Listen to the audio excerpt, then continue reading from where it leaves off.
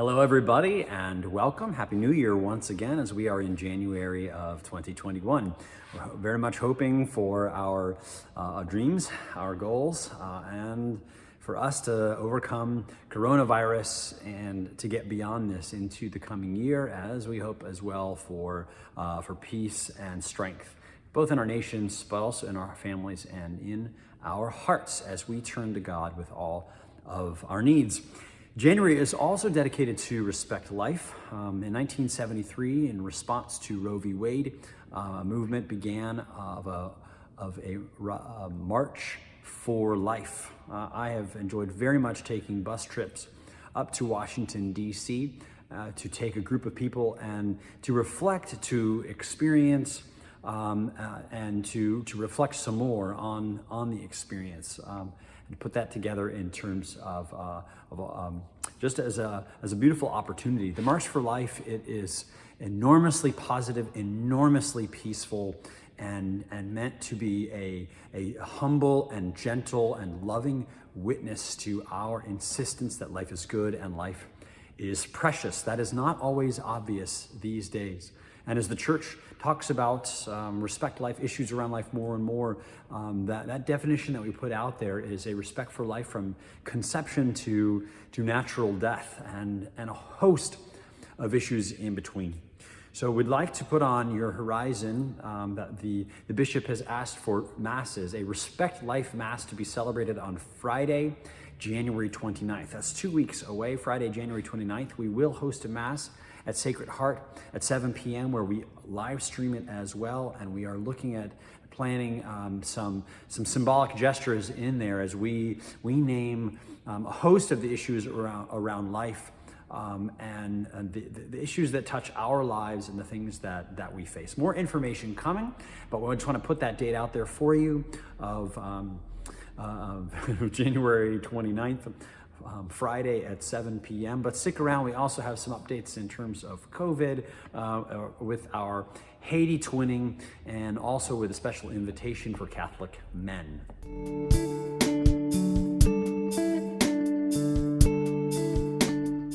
In terms of coronavirus, they report now that the infection rate in Virginia is about 16%.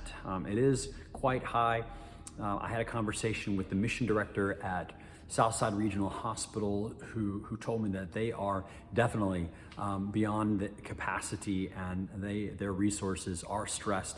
A year ago, this is what all of the news was talking about, was taxing our system and not being able to provide adequate care to everyone. So hopefully our systems will hold strong and the resources will be there to keep treating people. It does seem that people are reporting more in terms of infections with COVID, and at the same time we are looking at the first reports coming now from vaccines, from particularly doctors and nurses who are receiving the vaccines and how they're responding to it. But shortly we hope as well for the vaccine to be available to a wider group of people and hopefully for us to get above and to get beyond the coronavirus. But we still need to be patient. We need to be cautious. Please know that it does seem to be more reports now of people being infected, and sometimes there's just simply minimal symptoms, and in a few cases there are very strong symptoms. You might have seen that Eloise at St. John, she's our communications person, and so diligent in so many things, also on a team of 4 that we do our weekly planning, that not only she has COVID, but also she's in bad shape with pneumonia as well, and in the hospital. So please say some extra prayers and Eloise by name as we ask God for protection and for best of care for her. And of course, we continue praying for all of our loved ones. And if we can pray or support you in any way, please also let us know. Thank you so much.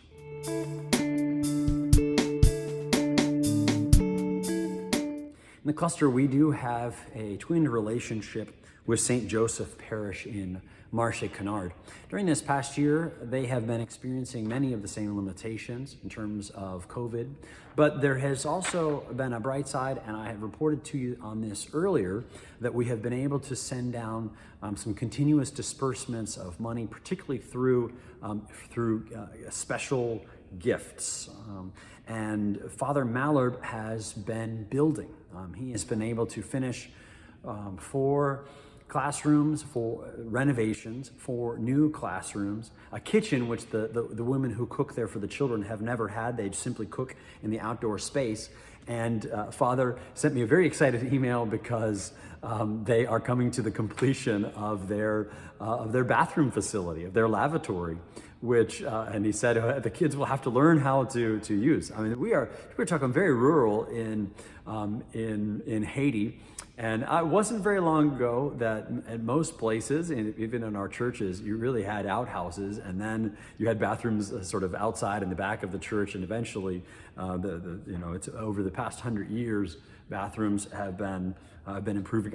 In Virginia, I have been in a house where the bathroom had flushed into the stream, the toilet flushed into the stream, way up in Appalachia. Okay, so this is, he was really excited. They are coming to a conclusion with all of these renovations and with the structures. But the other part of our commitment to the school and the teachers and the students, the 273 students, is assisting with salaries and assisting with assisting with salaries and assisting with the feeding program. And so that is the normal fundraising that the Haiti Committee and Betty Pizzillo, that they are focused on in an ongoing way. We typically host a lasagna lunch/dinner, lasagna pans to pick up and for purchase. Okay, so those forms are going to be coming out this weekend. Pickups will be at Sacred Heart on Friday, February 12th, and we'll make the information available on the website so that you can get to that. Okay, so we have a lasagna pickup. That's to support the Haiti ministry, and where we can also report some really good news as we have been praying for the successful completion of their school building project.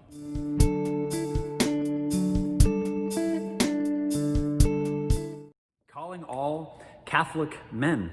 I spoke to a former youth minister who worked for me, who went on, he got a job in a different diocese, and then he was hired by the diocese, and he told me recently during the time of COVID, he's been employed now as a platform manager for heroicmen.com. Heroicmen.com delivers Catholic content to strengthen Catholic men, and therefore families, and then therefore the church, and then to help fix and change our culture. And so, but the focus is on Catholic men, and they offer some beautiful resources.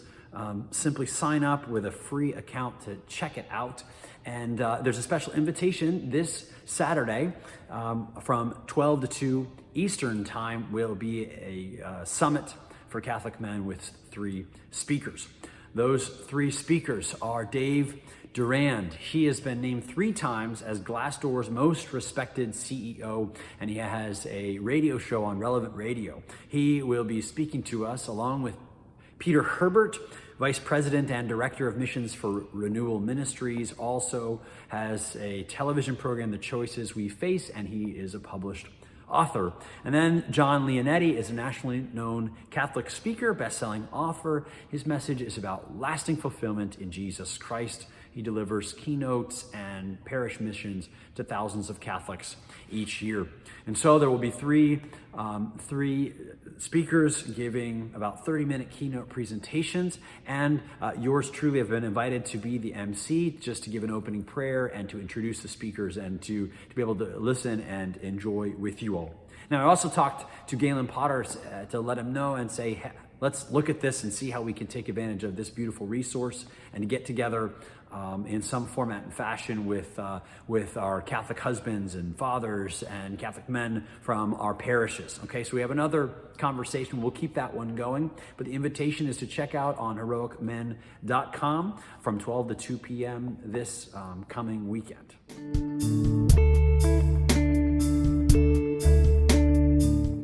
And before we go, the bishop will be closing out the bicentennial year this coming weekend with a special mass. And I just want to let everyone know that in our bulletins this weekend, we'll have a summary of highlights of what we've done here in the cluster churches during the bicentennial year, a year of great celebration as we finish out 200 years of identity, of being the Richmond Diocese, of being Catholics in this part of the United States, in this part of Virginia, with this culture, with this mix of immigrant peoples, and with Catholics establishing a home and growing into something much, much greater than ourselves. So we've been celebrating that all year, and we have some highlights for you to pick up and to check out this weekend. And we'll see you at Mass, and God bless you all.